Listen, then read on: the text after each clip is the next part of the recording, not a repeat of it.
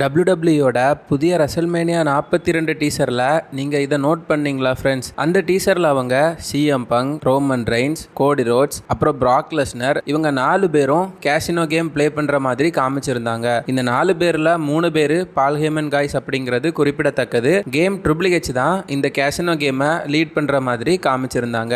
ஆனால் அந்த டீசரில் நாம் நல்லா நோட் பண்ணி பார்த்தோம்னா பிராக் லெஸ்னர் பார்க்குறதுக்கு ரொம்பவே டிஃப்ரெண்ட்டாக இருக்கிறத நம்மளால் பார்க்க முடியும். இன்ஃபேக்ட் இப்போ நிறைய ரசிகர்கள் அது பிராக் லெஸ்னரே இல்லை, அது ஆர்டிஃபிஷியல் இன்டெலிஜென்ஸ் மூலமாக WWE உருவாக்குன ஒரு ஃபேக் பிராக் லெஸ்னரோட உருவம் அப்படின்னு சொல்கிறாங்க.